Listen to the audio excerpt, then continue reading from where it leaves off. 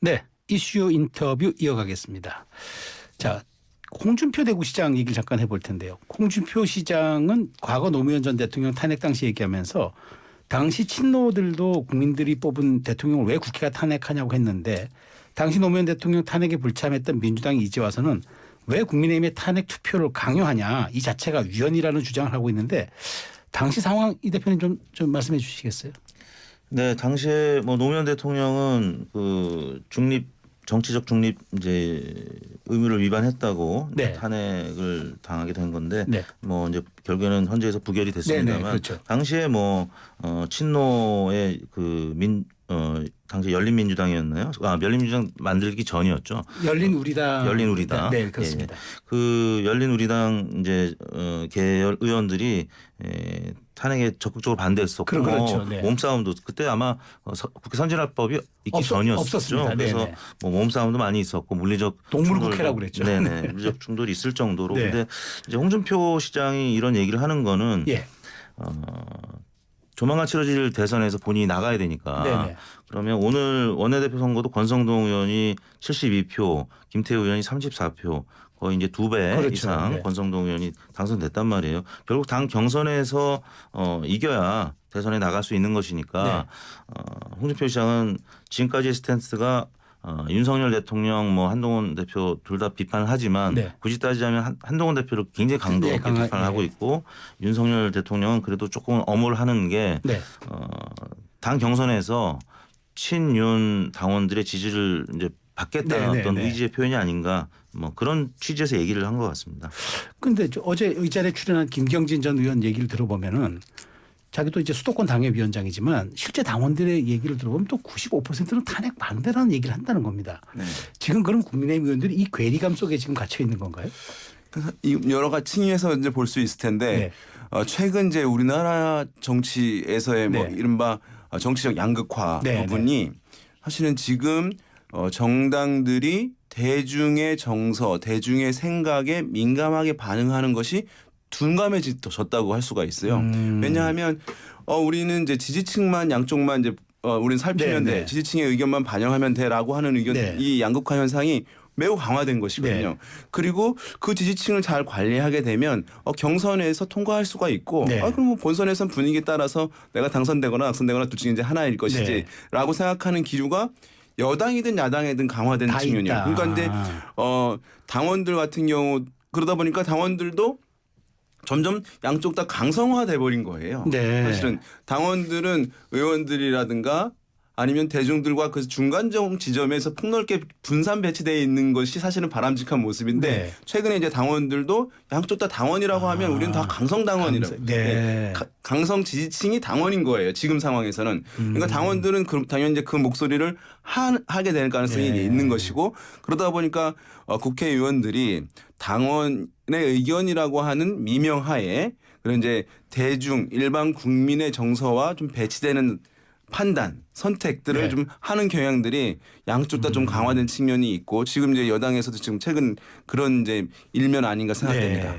자, 그러니까 지금 국민의힘 중진들이 보면은 이제 일종의 등식을 갖고 있는 것 같아요. 그러니까 탄핵은 보수 괴멸이다. 이런 이제 딱 보수 트라우마를 자꾸 이제 강조함으로써 어찌 보면 윤태곤 실장의 표현대로 중진들이 이제 트라우마란 단어로 이제 초재선 의원들을 가스라이팅하고 있다 이런 얘기까지 하는데 실제로 이제 2004년 노무현 전 대통령 탄핵 기각, 박근혜 전 대통령의 탄핵 이후 그때 그러면은 그 진짜 트라우마라는 현상이 좀 있었습니까?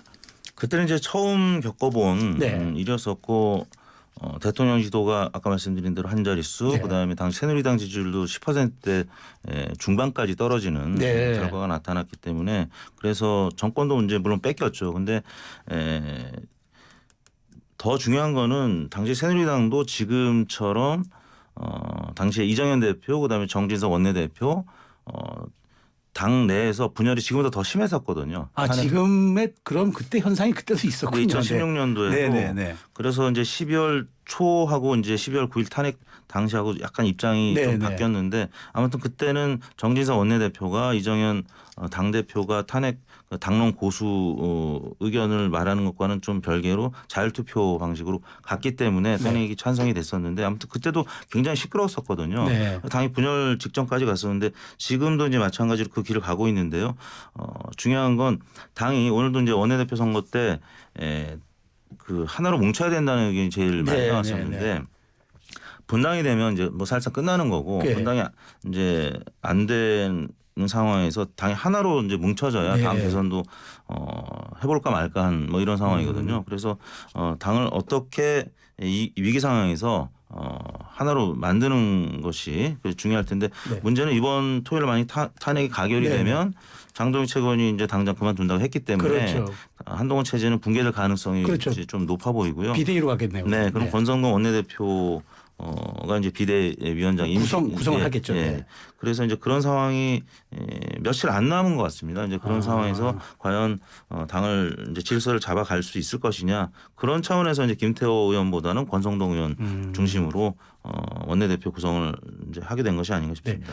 자, 많은 분들이 또 이 관심을 가질 것 같은데 윤 대표는 탄핵 가결이 만약 이후가 되면은 당내 상황도 좀 복잡하게 될 것 같아요. 그러니까 한동훈 체제 지금 말씀하신 대로 장동혁 최고위원 사퇴하면 바로 비대위 체제 넘어가잖아요.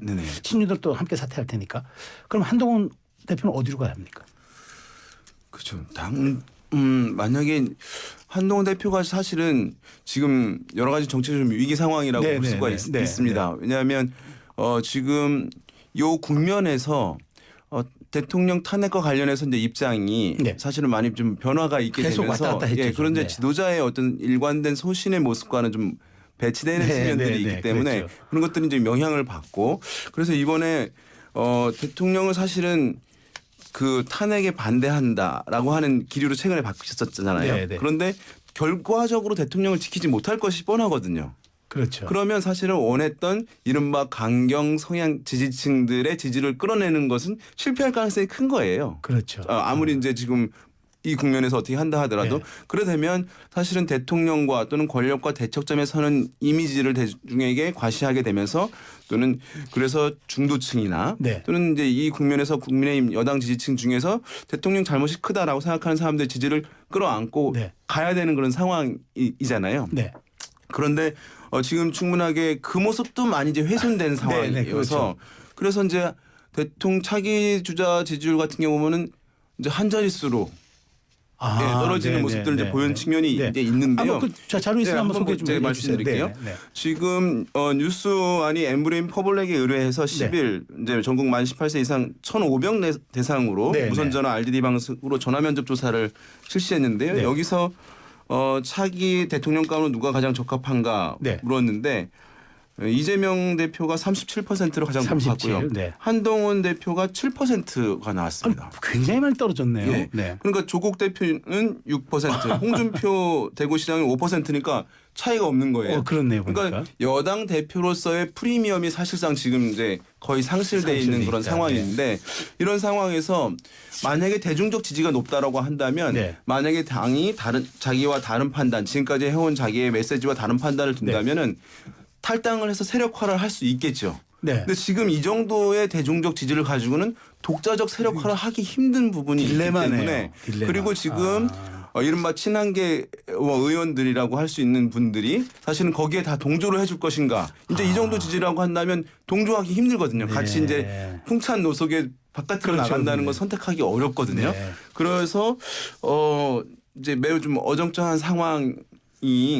당분간 한동훈 대표는 가져가야 되지 않을까 불가피할 것으로 좀 전망이 됩니다. 이 조사는 뉴스원이 주 엠브레인 퍼블릭에 의뢰해서 10일 전국 만 18세 이상 남녀 1,500명을 대상으로 조사한 겁니다. 자세한 내용은 중앙여심이 홈페이지 참조하시면 되겠습니다. 혹시 이 대표님 다른 또 눈에 띄는 결과 소개해 주실 게 있나요?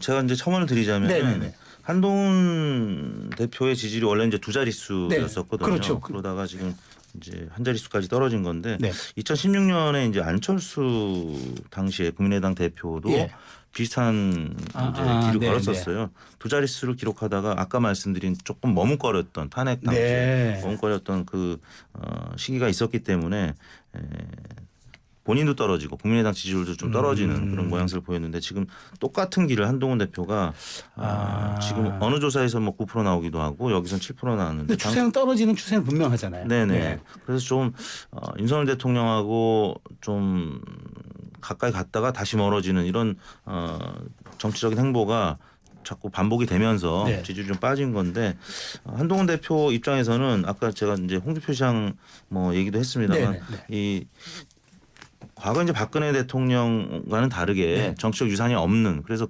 그동안에 한동훈 대표의 지지율은 사실 윤석열 대통령으로부터 좀 받은 지지율이라고. 후광 효과라고 하는 얘기들이 네네. 많았죠. 네. 그랬기 때문에 사실 윤석열 대통령하고 완전 단절을 그냥 한 칼에 하기엔 좀 어려웠던 측면이 있다고 네, 봅니다. 네, 네. 뭐 그런 과정에서 좀 오락가락하는 행보를 보이다 보니까 네.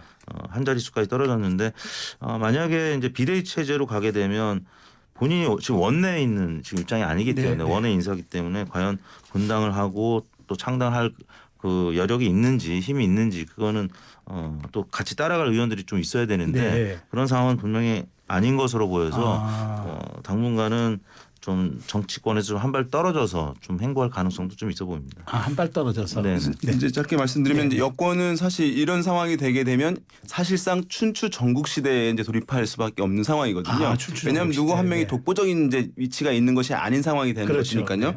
그래서 뭐 한동훈 대표를 비롯해서 지금 홍준표 시장 또 오세훈 시장 등 이제 또는 뭐 이런 보수 이제 인사들이 굉장히 적극적인 메시지를 낼 가능성이 높아요. 지금 이제 이 어떻게 보면 무주공산인 상황이다. 그래서 그렇겠네요. 이 국면에서 좀 돋보여야지 본인의 가능성 높아진다라고 하는 인식. 그래서 이제 그 경쟁들 치열해질 것으로 전망이 되고 여권의 주자들이. 네. 그래서 나중에 가서는 과연 그 안에서만 해결할 것인지 뭐 이제 이준석 의원 등 외부와 또 이게 어떤 협력 연대를 할 것인지 뭐 이런 또 보수 진영에서의 전략적 고민도 많이 이제 앞으로 이루어질 가능성이 높다고 이제 판단이 됩니다. 그 재편할 수 있다라는 이제 그런 그런 분석이 나올 수 있겠네요. 네.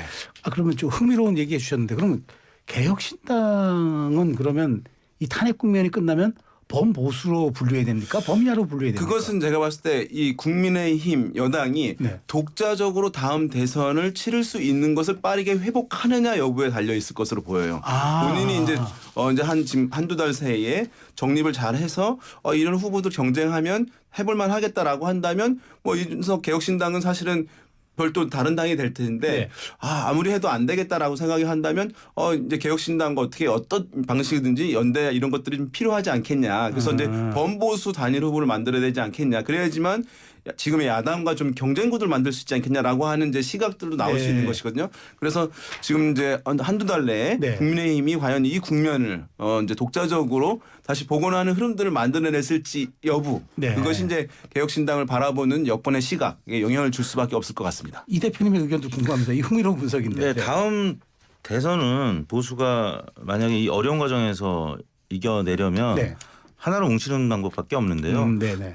박근혜 대통령이 탄핵된 이후에도 문재인 대통령이 집권할 당시에 41%밖에 득표를 못했거든요. 네. 당시 홍준표, 안철수 두 후보 지지율 합치면은 40%대 중반까지 나왔는데 결국에는 여권, 그러니까 범보수가 뭉치면 특히 개혁신당까지 네. 또 한동훈 세력까지 다 뭉치게 되면 민주당 입장에서는 아무튼 대선만큼은 1대1로 붙었을 때는 항상 팽팽했던 그렇죠. 항상 그랬죠. 그런 상황이었기 때문에 네. 결국 단일 대우를 형성할 수 있느냐 그 부분이 가장 중요한데 거기에 개혁신당도 분명히 포함된다고 볼 수 있겠죠.